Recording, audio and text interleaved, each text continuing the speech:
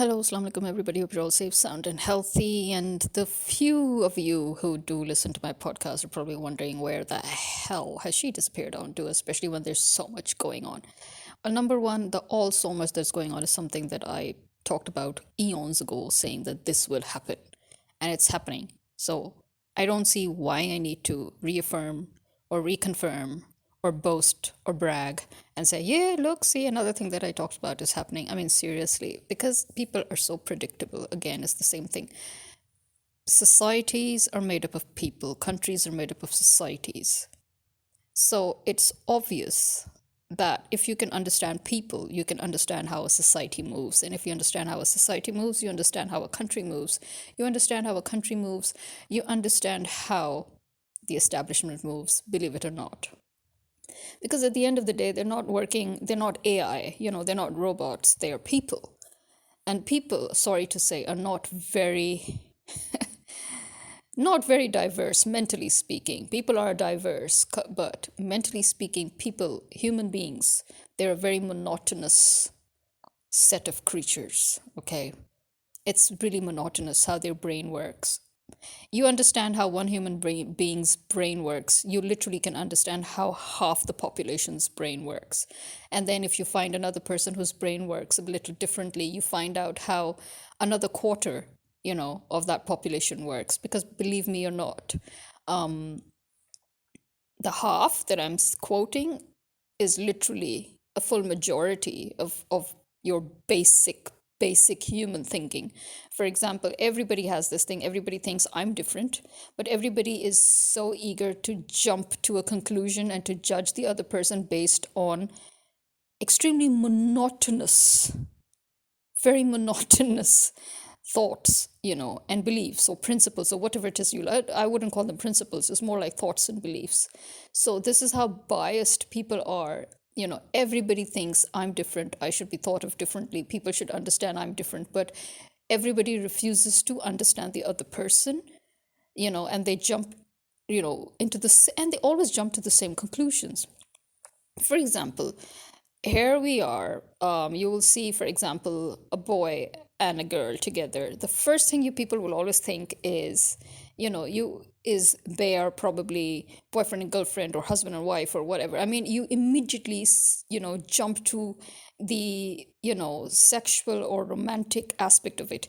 Never once would anybody jump to the platonic. It's amazing because you all want to say that when it comes to you that, oh, why can't people understand that we can also have platonic relationships? And yet you are the first to jump to conclusions when it's other people, because then you say, oh no, but this is how people are. No. If you think you're different, then you need to understand the person in front of you. You need to give that person the benefit, for example, of the doubt. Okay? And trust me to now start having issues as soon as I have to, speak out, as soon as I have to, start recording my podcast. Immediately now something will happen to my throat and I'll have to be, swallowing phlegm again and again, seriously. But anyway, please do forgive me in advance for that. Yes, believe it or not, the flu has not completely left me. Or should I say, the sinus problem that has been triggered is not going away completely. But anyway, where were we? We were talking about people. Yeah. So as I'm saying, you all want to be thought of as different, but you're all rushing to the same conclusions. I don't get that. I think, the best way to understand human beings is to understand yourself, which may sound cliche, but this is something I've done my whole life. And that is why people are always weird out, I mean, they're very surprised. Many of those who, feel I understand them are very pleasantly surprised. Generally, people are a bit weirded out as to how is it that I understand human nature so well. You know what? Because I actually spent my whole life shutting up, observing, and you know what? Observing myself, calculating every thought that I've had, reacting within myself to every thought that I've had, analyzing my thoughts, my actions, my beliefs. Okay. It does make living a bit hard sometimes, to be honest, but you know what? I think it's at the end of the day, it's so much more productive, so much more constructive, and it's so much more beneficial both for you yourself and for everybody else around you. For example, I don't judge people and I don't jump to conclusions. Simple as. You can come and talk to me about anything and everything, and I will not judge you. Okay, you go back very happy saying, oh, this girl doesn't judge me, and then you know what, the next thing, you come and judge me. The fact that you expect me to understand every single freaking thing you're saying, but you refuse to understand me, because you suddenly now want to judge me as if I am like everybody else, that just shows how ignorant, how selfish, how narcissistic, and how stupid people are. And so, again, how monotonously moronic people are. So that's one aspect, that people know very well that the key to understanding other people is to actually understanding yourself. And the truth is, people are not even bothered with understanding themselves. They think they know themselves, but you don't know jack shit about yourselves. And again, the first proof of it, or the evidence of it, of the fact that you cannot even understand yourself, is the fact that you jump to the same conclusions about others that others jump into about you. How does that make you people any more different than each other? So that is way stupid. And yeah, so as I said, that is actually the key to understanding people and understanding and predicting people. It's really not, difficult to predict people's moves when you understand how limited people are, mentally speaking. Okay? It's very, very rare for you to find somebody who will go against your predictions, and I'm very, very happy when I find such people. And believe it or not, I have found only one that I can remember. So I will just say two for, just to be on the safe side. But to be honest, I remember only one person who has gone against my predictions. And I was so happy because I was getting so freaking tired of people being exactly the way I would, conclude in my mind for them to be after just reading them for a few seconds. Every word that comes out of their mouth is already predicted in my mind, that, oh, now they're going to say this, oh, okay, now they're going to say this. Seriously, it just never fails me. And it's not a happy moment. Believe me, trust me, it's not a happy moment when every single word that comes out of every single person that you interact with is predicted. I would like to have some interest in life, thank you very much. And human beings are extremely boring in that aspect, and very, very annoying too. For example, what am I supposed to now say about Maryam Nawaz and her antics? The whole world is making fun of her. But again, does she really care? To her, she has scripted scenes in which she has to put it on the record. You see, this is it doesn't matter how much you people make fun of her. It doesn't matter how much you expose the fact that every single, you know, allegedly heartwarming scene that she's producing on camera is scripted. The people are actors that are brought in pretending to be students. They're not students. Some are even brought in from all the way to Gujranwala, according to certain, sources on the internet, on YouTube and all. Fine. But you see, all of you, either you just can't be bothered by this fact, or maybe you're like, okay, no, apart from this fact, we still need to talk about it, which I understand. But this fact remains nonetheless, that she does not give a hoot. You understand? She and the establishment and the government, they don't give a hoot. That you can expose them for all they care. You can expose their antics for all they care. Because it is on the record. Once you put a lie on the record, it's on the record, even if it's a lie. You understand? For example, it is a fact that they are right now in the government. It is a fact that we've got a treacherous establishment that is illegal. But the fact is, they're there. I hope you understand that. I hope you understand what I'm trying to say.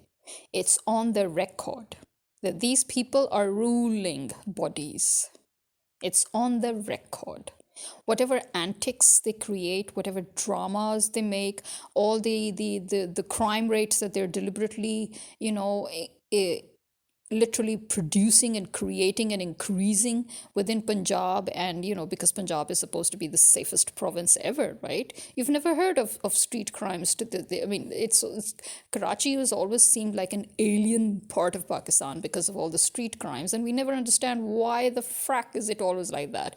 Obviously, we do know why it's like that. It's because, again, of People's Party and MQM. These were the two big mafias that were always trying to control Karachi. And the best way they know how to control any place is, increase the crime rate, make people unsafe so that you can control them. Order comes with chaos, remember? So, but one gave, some semblance of, common sense to the Punjab government, that they literally owned, mercenaries. They literally were behind a lot of criminal gangs, but they usually directed them to certain pockets out of Punjab. You understand? Whenever they wanted any other province to be in trouble, to prove that their province is in good hands, so they would send their criminals, they would send their thugs, they would send their hired mercenaries to KPK, for example. You understand? Remember the unrest in KPK every now and then that used to occur during, during the time when Nawaz Sharif was legitimately, we'll say it legitimate for the sake of, making things easy, when they were legitimately, the ruling government of Punjab, when they were in the Punjab government. Remember how safe Punjab was always, and how we always used to wonder why is KPK having unrest and all. And remember how the unrest completely collapsed in KPK, and how it became extremely peaceful and, stable when the PTI government took over, when Imran Khan came. And since then, now again, since this illegal government has come, notice the unrest that they tried in KPK twice. Notice the unrest that has been ongoing in Balochistan. Notice how Balochistan has always been an unstable area, despite the fact that it is the richest province, mineral wise, gas wise, petroleum wise, precious stones, gold, semi precious stones, you name it, they have it, right? And that is why. That is why the fact that this is the biggest province land wise, geography wise, but the smallest province population wise, and it has the most unstable situation ever. Why? Because it's amazing how India's raw agents always seem to be able to come into Balochistan with so much ease. Again, despite the fact that the Pakistani army is heavily, invested, and air quotes here, invested in Balochistan. Why is it that it's always, and how is it that our army has always been saying that, that India's agents are working with, BLA, and they're causing problems? But again, why are they causing problems? Who's allowing them to cause problems? Who has created the situation in Balochistan that has led to this point where you have, certain anti-state elements? Because the people of Balochistan are not anti-state. If anything, they're nationalists. Again, remember when Imran Khan became prime minister, or when Imran Khan was out and about, the whole country was united. Then why didn't Balochistan have a problem with Pakistan? I mean, seriously, just explain that to me. Why didn't Balochistan have incidents? Why didn't Balochistan have problems then? Why was Balochistan at, in a better place? And again, why was it that, the army was not happy? Because certain steps were expected of Imran Khan to take to ensure that Balochistan gets secure. And this is something that the army didn't want. So again, look at the amount of chaos, the amount of terrorist incidents they've created in Balochistan immediately after ousting Imran Khan. As I told you before, that they were already covertly doing so much in Balochistan and blaming again, certain anti-state elements in Balochistan for that. And we believed them. The whole country believed them because we placed our trust in the army, right? Again, why did we place our trust in the army? Considering our history, again, considering the fact that the army was always an anti state organization that was planted by the British, that it was the army that caused the death of Qaid Azam, which is something I've been saying for years. And I'm glad to say that now those analysts and those journalists, are talking about it openly. I have never heard a single analyst, a single journalist, or a single historian talk about it openly in all the years that I've been here in this country. I was always wondering, how is it that I can put two and two together and immediately, understand this? And how is it that even the common people, our parents, our grandparents, the way they narrate the story of Qaid Azam's death, it's so packed with the implication that, it was deliberate. And how is it that nobody has, okay, forget that. What about Fatma Jinnah? The fact that she was poisoned because the army didn't want Fatma Jinnah, who, again, you see the similarities between Fatma Jinnah and Imran Khan here. Fatma Jinnah won the elections and the army got her killed, and they took over the country in the form of dictatorship. Imran Khan was not allowed to win the elections 3 times in a row, 3 times. So actually, he did win the elections 3 times already, but he was never allowed to officially win the elections. And now when he finally came, they couldn't digest. They couldn't digest because, again, I'll tell you, your army is an anti-state element that is planted by your colonizers. And their main aim was always that Pakistan should never be a sovereign state. The fact that you know this now, and you're still keeping quiet and waiting for Trump to come and intervene because America is the one that created this whole situation. Yes, America is the one that created this whole situation. Again, there's one thing also regarding Trump that I would again say. Remember, I've said this before. It doesn't matter which president comes. There will still be fatal for the world. Look at Trump right now. He's after the Panama River, that America should take over a majority share of it, because why? Because suddenly Taiwan and China and Hong Kong, basically Hong Kong, China, right? And Taiwan and Japan and all the other stakeholders have come in there, and they're afraid that, but again, look, it's called Panama Canal or Panama River for a reason, right? What do you have to do in? I mean, okay, fine. So it means that wherever your company, wherever an American company is involved, that thing belongs to them. Like how the American company was given tender to exploit our petroleum resources. And as soon as they struck petroleum, as soon as they struck gold there in petroleum resources, and as soon as they announced during Imran Khan's time again that yes, they have actually found reserves where they were drilling and excavating, and suddenly they were ordered by the American government to seal it again, which they did. And again, let me remind you, who gave the tender to the American company? Nawaz Sharif's government, the establishment, right? So what am I trying to say here again? So what America is basically saying is that wherever its companies win the tender and get the job done, it automatically now belongs to the American government. Is that it? Since when? And why? Okay. Now, again, Trump has made many controversial and self-contradicting statements. On one side, he's saying, no, the anti-Israeli, pro-Palestinian march, they have their right. It is their, it is their right to come out and protest. It's everybody's right to come out and protest for whatever it is that they think they want to, because this is according to our constitution, this is according to our law. And then on the other side, he's, busy threatening Hamas and saying that, oh, this has got to stop. And he thinks he's actually managed a ceasefire. But we all know that ceasefire only means that once again the media is going to manage to snub the war from the news, control the narrative, while Israel is still continuing to attack the people of Palestine. There is no ceasefire. There never was a ceasefire. Even during the days of the so called ceasefire, there have been deaths, there have been murders, there have been demolishing of homes, there have been all these things going on. Okay. And how dare you threaten Hamas?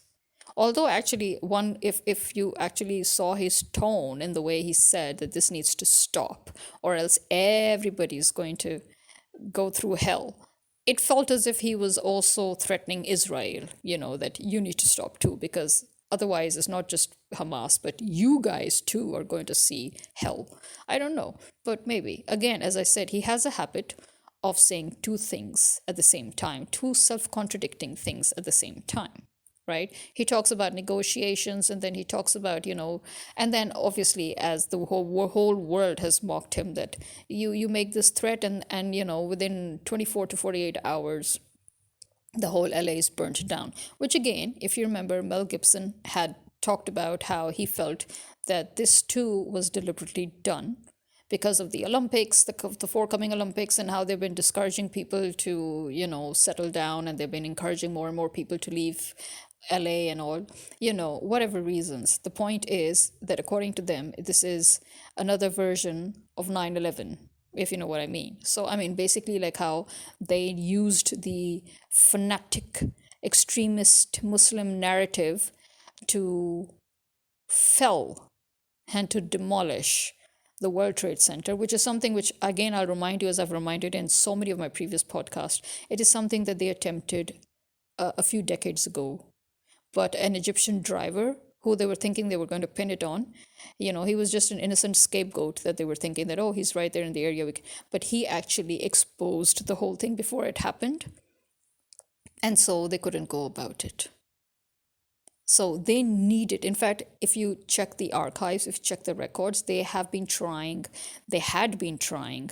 up until the 9/11 time, they had been trying to get permission to demolish the buildings, which they weren't getting.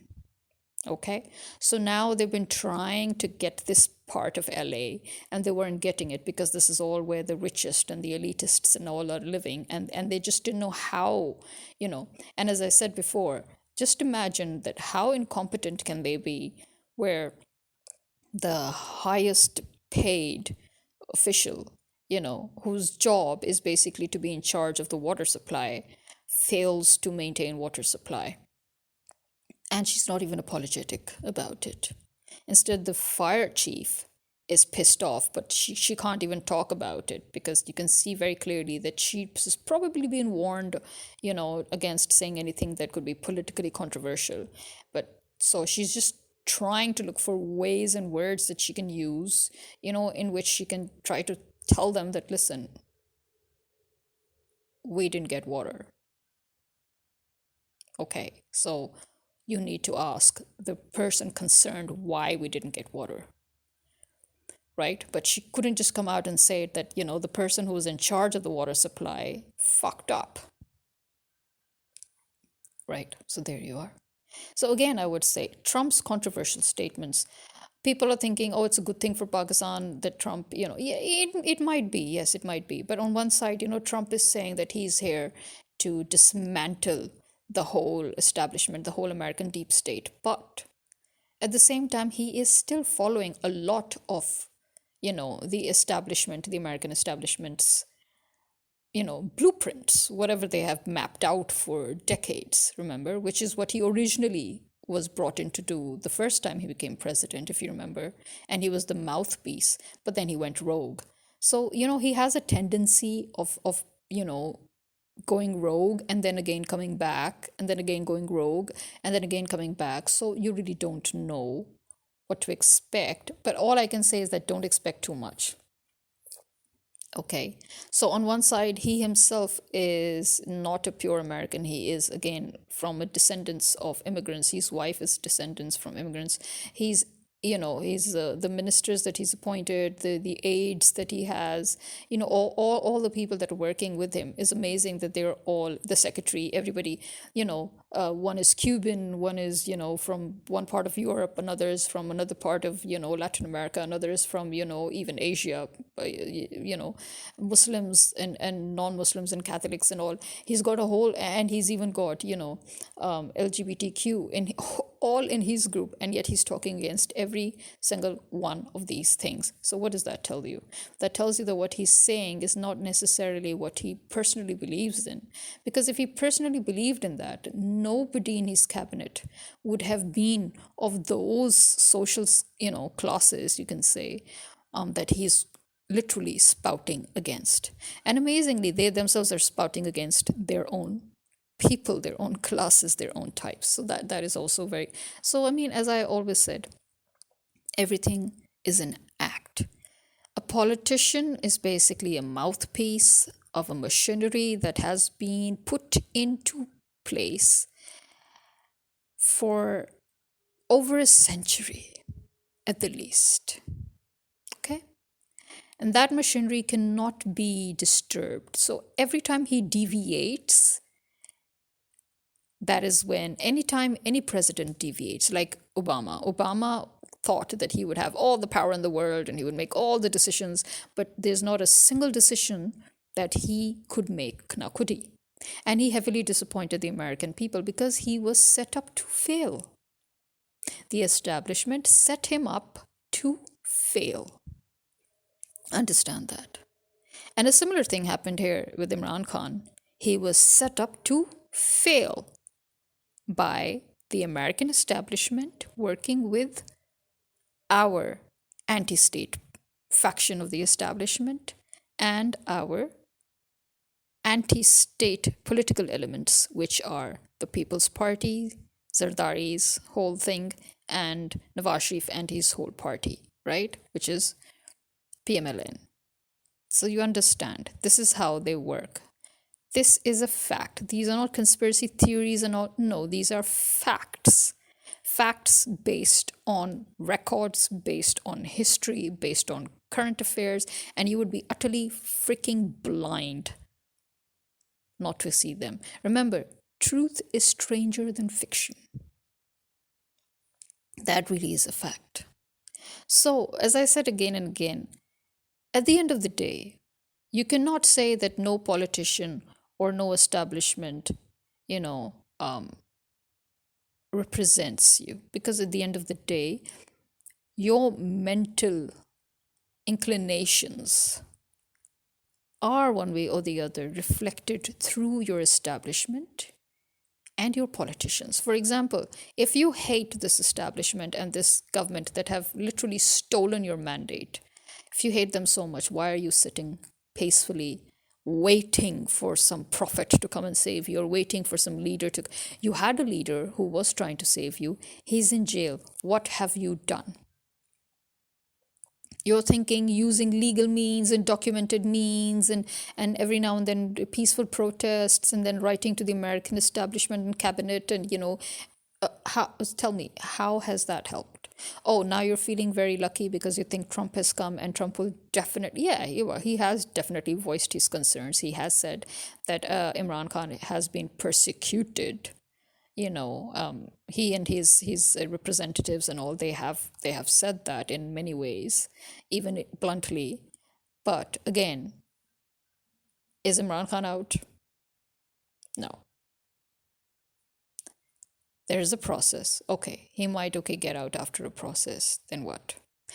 What is, going to help him regain position at any of his positions, basically? What will help him regain his position here?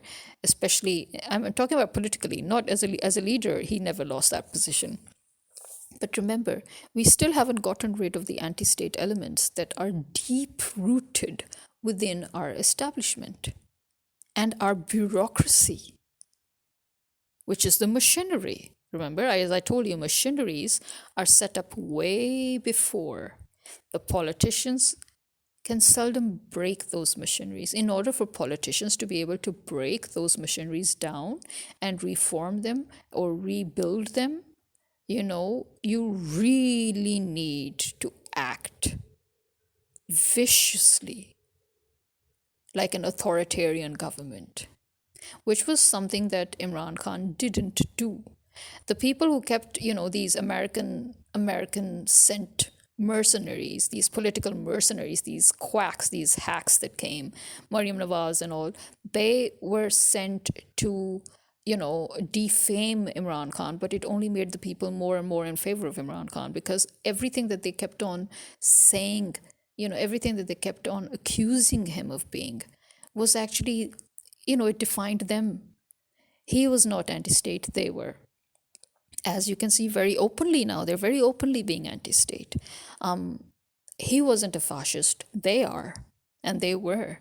He's not authoritarian, they are, and they were, you know. So they have literally proved themselves wrong through their very acts.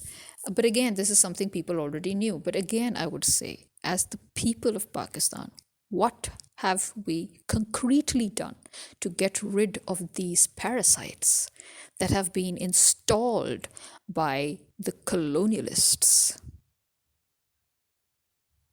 Tell me, what have we done? Jack shit. Because our people are inherently hypocrites. And you see that hypocrisy in our bureaucratic machinery. You see that hypocrisy in our army. You see that hypocrisy in our politicians. As I said, it all begins from home. Your culture, your society, your government, your establishment, your organizations. They are essentially made up of those people who have been living in this kind of society or culture where anybody who's above you thinks he has the right to subdue you, to dismiss you, to stop you from standing up for what is right, to stop you from having your own principles, to stop you from practicing those principles. It begins at home. And everybody seems to think that they have the right to do so because of the status that they have in your life. So they will never think they're wrong. This is how toxic we are as people. This is how toxic we are as a society, as a culture. This is how toxic we are as a country, as a nation. Those who got away from it and managed to carve out their own lifestyles, they are different now because they've spread all over the world. They're out of this toxic culture. But many of them have actually retained this toxic culture within their homes abroad. And it's a vicious cycle, as I said. You become your parents. When you grow up, you become your parents. And then your children will become you. And this is not a good thing. This is psychology 101. It's not a good thing. Somebody has to break that cycle. And it cannot be done until you very viciously, very brutally do that. Okay? You need to understand these things. Which, as I said, people can't be bothered. They don't want to be bothered to go into all this deep shit, But, this deep shit is what makes a country shift, revolutionize. This deep shit is what makes a culture progress. It is what makes a civilization progress. And this is the reason, the fact that you have ignored it deliberately, the fact that you don't want to be bothered by it, the fact that you just want to go on lazily, complacently, nonchalantly, the fact that you want to half-ass everything is the reason why, as a civilization, we have regressed. Believe me, past civilizations, ancient civilizations that have been utterly destroyed, they have literally reached their peak. They reached that peak of knowledge, of that peak of assessment, that peak of progress that you haven't even seen. Believe me, you think that you as a civilization have reached, the peak that has, superseded all your previous civilizations. You're wrong. You still haven't attained portions, sections of that knowledge and achievement and progress that civilizations before you achieved and then destroyed. And the reason they got destroyed is because they reached that peak. And you will reach your peak, which will be a different peak from theirs, because you will still be missing many of those knowledgeable sections, but you will self destruct anyway, because the peak that you're reaching for is the wrong kind. But a peak is a peak, it doesn't matter. And as long as you reach your peak, you must be ready to face your downfall. And the fact that we are already in the downfall mode before we even reached that peak tells you how wrongly we set about it, how we went against principles to set about it, you know. At the end of the day, the fact that everything that is wrong has become right and everything that is right has become self righteous, it has been met with disdain, that is the key to our downfall. As I said, we try to climb up the wrong way. And we're facing the consequences of that. Unfortunately, those of us who have tried to live our lives the right way are facing the consequences as well, because we are stuck in this hell thanks to everybody else. So the few people, we have this saying about Pakistan that, Pakistan is running just because of those very few godly people. Yeah. You know what? As the Prophet said, a time will come when those few godly people will also be wrapped up and enveloped in all the crisis and all the punishments and everything bad that will happen, and in the form of God's punishment to that society or culture or country or nation, because they are so less in number that they will just become, byproducts of your casualties. And there you have it. So those godly people on whom you're resting your faith, yeah, they want to have nothing to do with you. If anything, they just want out of this hell, because they don't understand why they have to bear your freaking burdens, by the way. Lift your own asses, lift your own burdens. Don't keep putting your burdens on others, okay? This is me signing out. Khuda Hafiz.